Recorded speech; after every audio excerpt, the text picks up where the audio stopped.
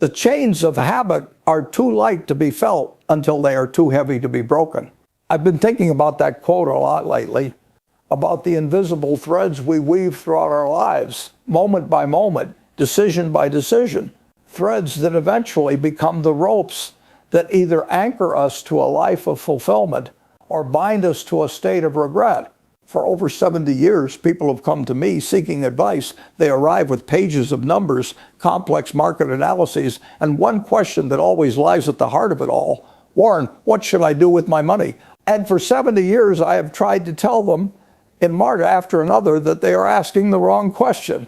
Because money is a tool. It is a claim check on the work and resources of others. It is important, yes, but it is not the ultimate asset. The ultimate non-renewable and most unforgiving asset any of us will ever have is time. And this leads to the great paradox of life. In our youth, when we have an abundance of time, we have little wisdom to know how to spend it. In our later years, when we have finally accumulated some wisdom, our time has become a dwindling resource. So I was asked recently, what would I do if I could go back? Not to my 20s. Everyone asked that. The question was more interesting. What if I could wake up tomorrow with all the knowledge I have now in my 90s, but in the body of my 65-year-old self? The age most people see as the finish line, the beginning of retirement, the point where the race is run and the story is written. And my honest answer surprised even me. My life, my daily habits, and my biggest decisions would look profoundly different. Not because my 65-year-old self was making terrible mistakes. By all external measures, things were going quite well. No, it's because the wisdom gained between 65 and 90 illuminates the staggering power of compounding in areas far beyond finance. So today, I am not here to give you 10 tips for a happy retirement. I am not here to give you a checklist of success principles. I am here to share with you 10 wiser corrections, 10 moments where, if given the chance to live that chapter again, my hand would move differently on the rudder of my life. These are the lessons learned, not from success, but from the quiet reflection that only the long, slow passage of time can provide. Because here is the secret. 65 is not the finish line. It is the starting line of the most important compounding game you will ever play. Think of it this way. In your youth, you play the first game of compounding. You invest your money and you let time work its magic. But at 65, you begin a second game. You are no longer investing primarily with money. You are now investing with a far more potent currency, wisdom. And the returns on this second game are not measured in dollars. They are measured in peace of mind, in the quality of your relationships, and in a deep, unshakable sense of a life well lived. In this second game, a small adjustment to your daily habits, a slight course correction in how you allocate your energy doesn't just add to your life, it multiplies, it compounds. The difference between making a change at 65 and not making it can mean the difference between a gentle, fulfilling decline and a final chapter filled with regret and missed opportunities.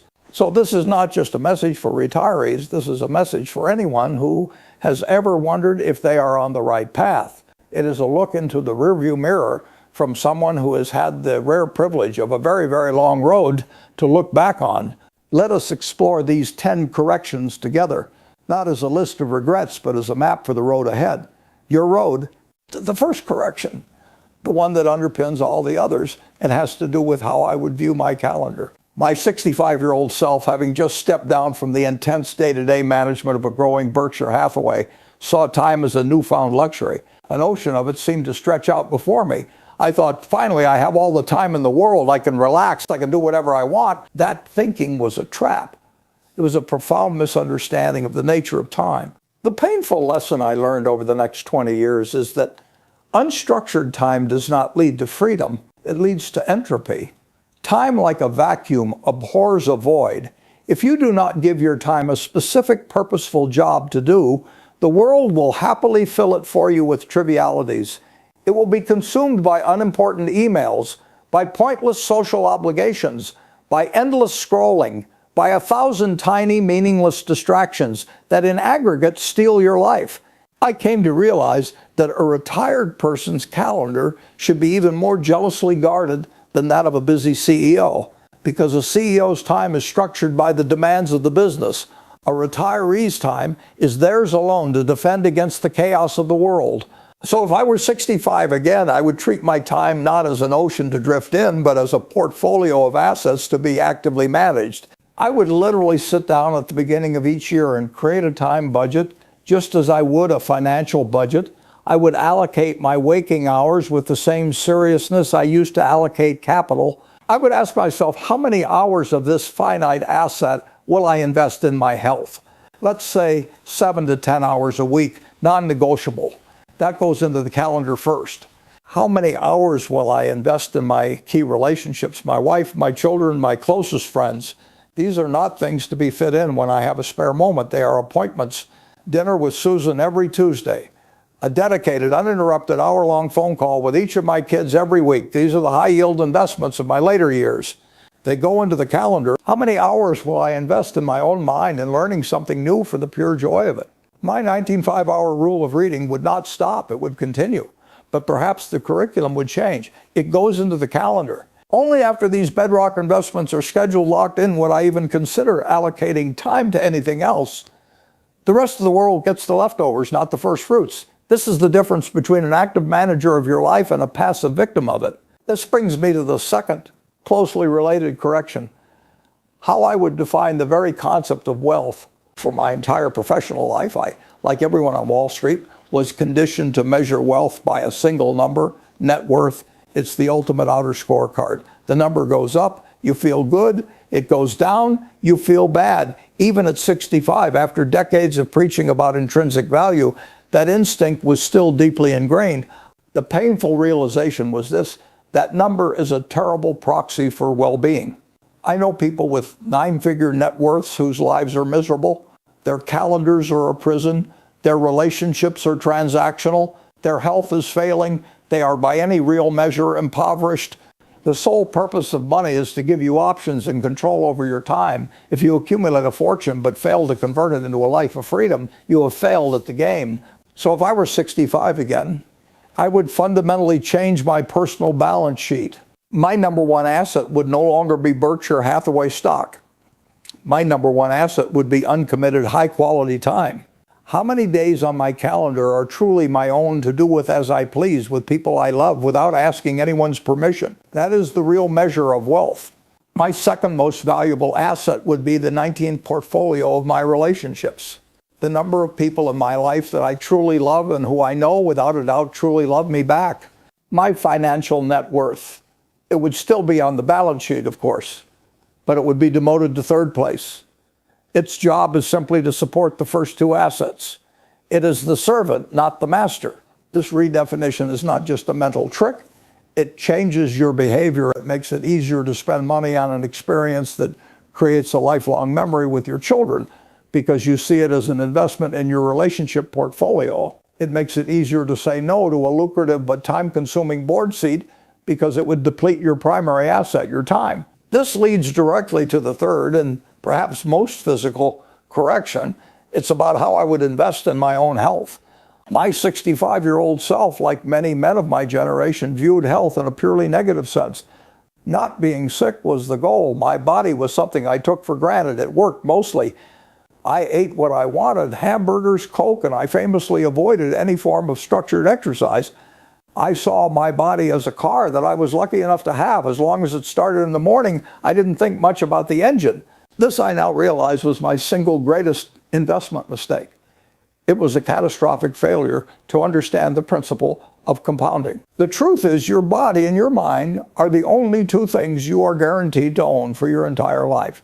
You have one body and one mind. You cannot trade them in. And their condition in your 80s and 90s is not a matter of luck. It is a direct mathematical result of the thousands of small investments or withdrawals you made in your 50s and 60s. A healthy diet is not an expense. It is a capital investment in your future energy levels. An hour of exercise is not a chore. It is a deposit into your longevity account. Every single day you are either building equity in your physical self or you are taking on debt. There is no neutral ground. If I were 65 again, I would treat my physical health with the same analytical rigor and daily discipline that I applied to my financial investments. I would view my doctor not as a repairman to be seen only when something breaks, but as my personal health CFO to be consulted regularly to optimize performance. I would schedule my exercise into my calendar with the same unshakable priority as a board meeting. Rain or shine, motivated or not, the work gets done. Because it is not work, it is the maintenance of my single most valuable productive asset. I wouldn't have to give up my cherry cokes entirely. I am still me, but I would see them for what they are, a calculated 19 portfolio risk. And I would ensure that the vast majority of my health portfolio was invested in the blue chip stocks of clean food, consistent movement, and adequate sleep, because the dividends from this investment are spectacular. It is the ability to travel in your 80s. It is the mental clarity to continue learning. It is the simple, profound joy of being able to get down on the floor and play with your great-grandchildren. No amount of money in the world can buy you that. You have to earn it, day by day, starting long before you think you need to.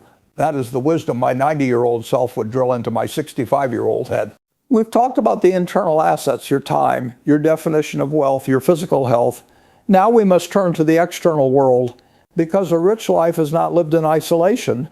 This brings me to the fourth correction, and it's one that might sound harsh, but it is born from decades of observation.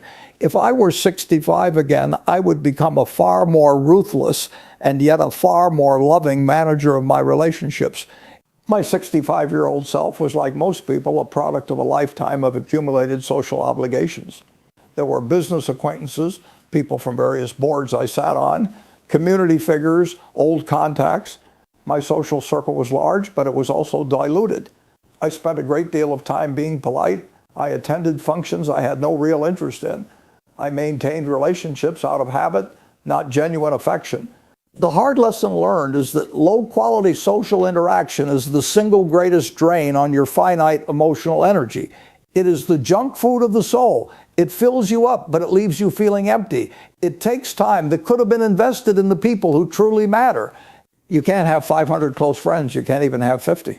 The human heart doesn't work that way. True friendship, the kind where you can be your complete self, the kind where you laugh until you cry, the kind where you can call at 3 in the morning, that is an extraordinarily rare and precious asset. And it requires investment. It requires time. It requires energy. So if I were 65 again, I would perform a social portfolio audit. I would, with a clear and unsentimental eye, look at every relationship in my life and ask a simple question. Does this person energize me or do they drain me?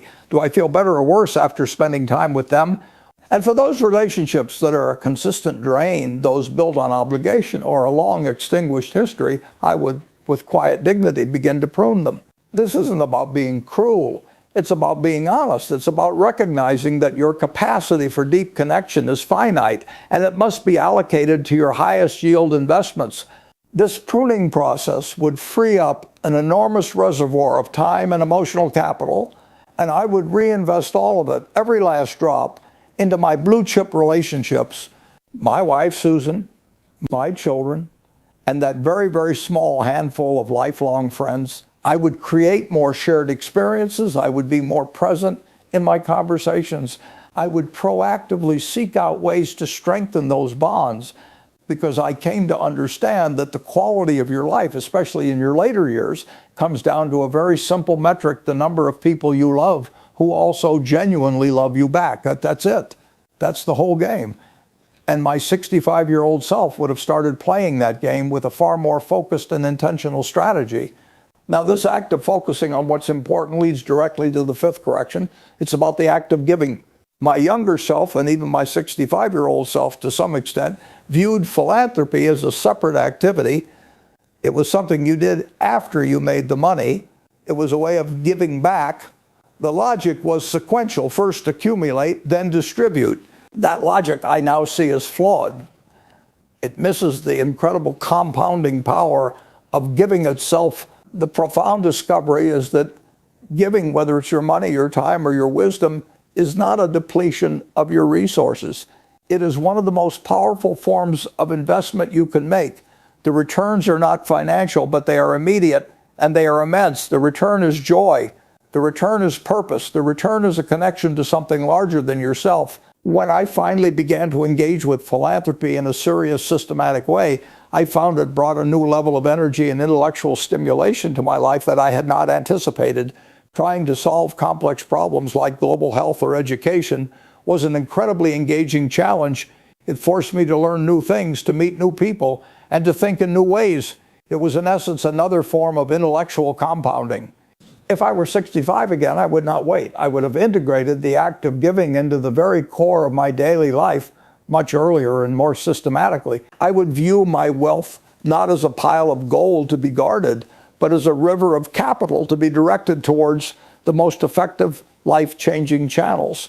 I would have spent more time earlier studying the business of philanthropy with the same intensity I studied the business of insurance. And this isn't just for billionaires.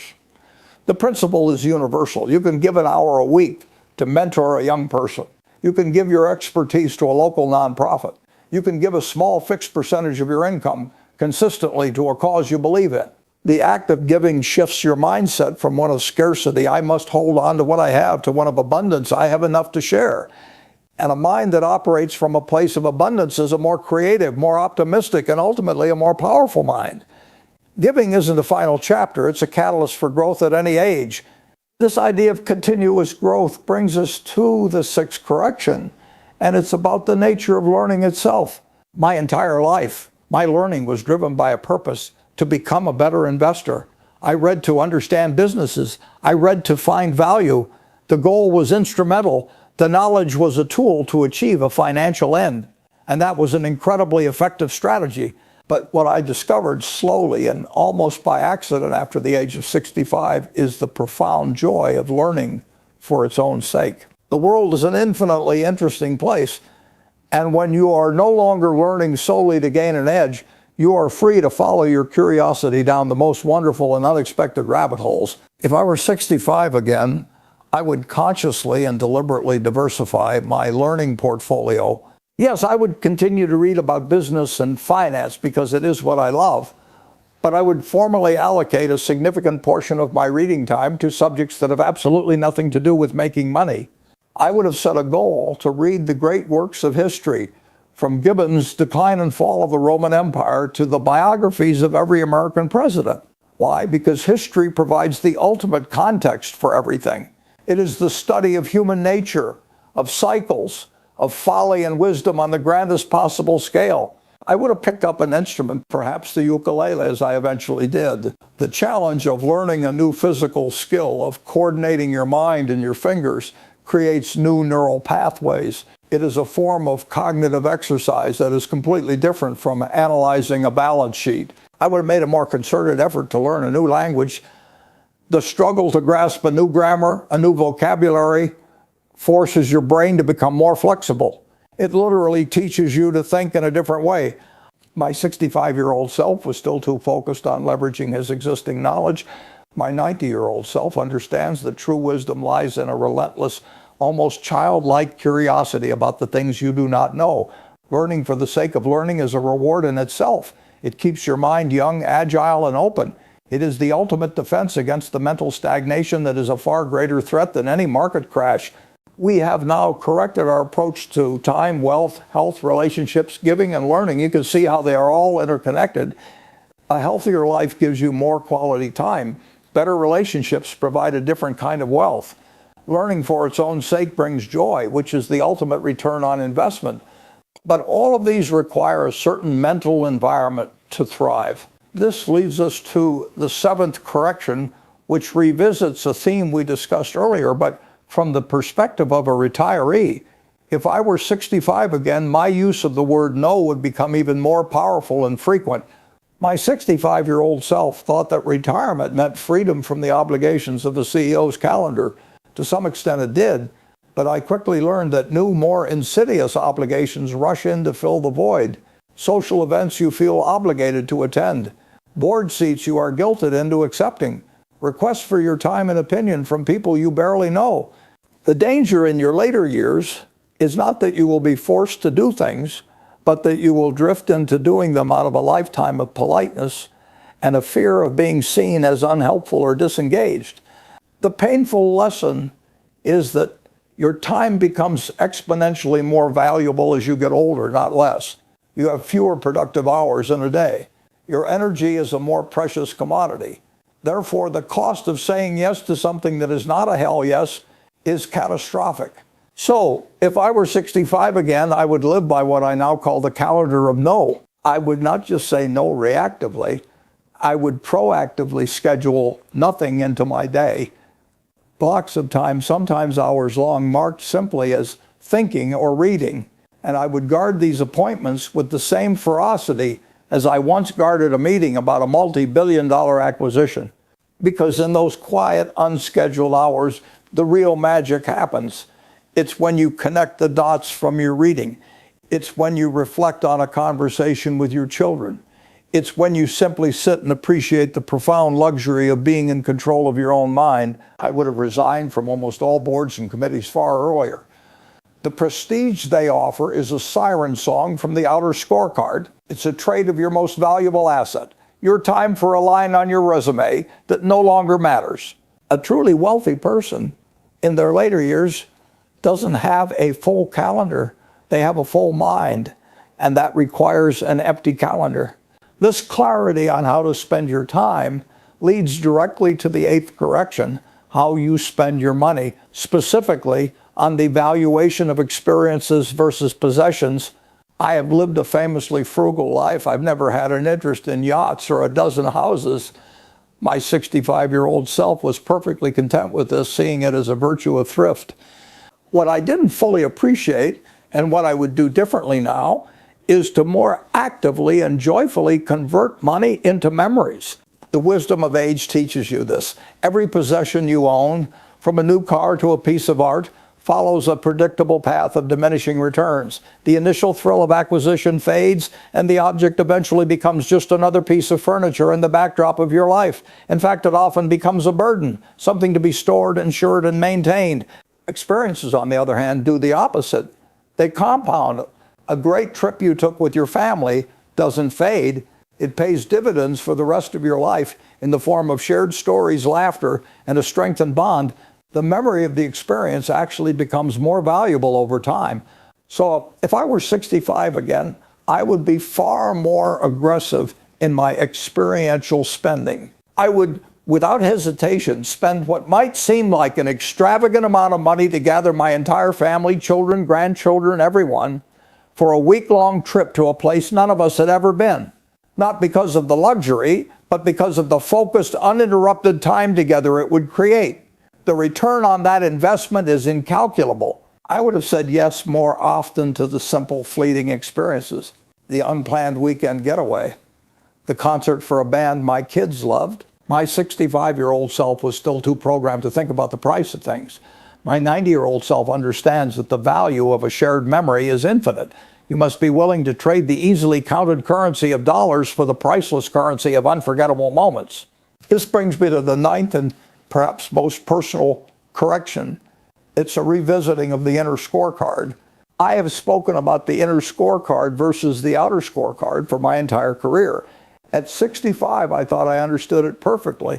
My inner scorecard was about being a rational, disciplined investor and a person of integrity. It was about building a business that would last. And that was a good scorecard, but it was incomplete. What the passing of close friends and the quiet moments of later life teach you is that the final scorecard is even simpler than that. The ultimate measure of a successful life is not your business achievements, it's not your reputation. As I've said before, the true measure is how many of the people you want to love you actually do love you. If I were 65 again, I would make this question the central guiding principle of my every action. Before making a decision, I would ask not only is this rational, but also will this strengthen the love and respect of those I hold most dear? I would have been more intentional about expressing my affection and appreciation. I would have spent less time proving I was right in a business argument and more time ensuring my family knew, without a shadow of a doubt, how much they meant to me. Because when you get to my age, the ticker tape of your stock prices fades away. The newspaper headlines yellow and crumble. The only thing that remains, the only thing that truly warms you in the end is the love you have given and the love you have received. That is the final true net worth. And so we arrive at the 10th and final correction. It is the synthesis of all the others. If I were 65 again, I would more actively and intentionally embrace the profound power of simplicity. Youth is about addition. You add skills, you add relationships, you add possessions, you add complexity. You are building. But wisdom, true wisdom, is about subtraction. It's about pruning the non-essential to allow the essential to flourish. A simpler life is not a poorer life. It is a more focused life. I would simplify my investments. While I love the game of picking stocks, for most people, including a 65-year-old, the simplest solution, a low-cost S&P 500 index fund, is the most elegant and effective. It frees up your mental energy for more important things. I would simplify my possessions. I would proactively give things away, finding joy, not in owning, but in lightening the load. I would simplify my commitments, as we've discussed. Why? Because simplicity is the end game. It is the ultimate luxury. It creates the mental space, the emotional peace, and the freedom of time to focus on the handful of things that truly provide joy and meaning: your health, your family, your learning, and your inner peace. So these are the 10 corrections. They are not about regret. They are about the compounding of wisdom. They are the realization that life has a second act, a second chance at compounding. The first time you compound money. The second time you compound wisdom, love, and peace. The returns on this second game are quieter, but they are infinitely more valuable. You do not have to wait until you are 65 to begin. The beauty of these principles is that they apply at any age. The best time to plant a tree was 20 years ago. The second best time is today. So look at your own life. Which of these corrections speaks to you? Where is the greatest leak in your own happiness? Choose one, just one, and start today. Make a small, almost imperceptible change in that direction, because that small change, compounded over the rest of your life, will lead you to a destination you can barely imagine today. Start planting your second tree now. Thank you.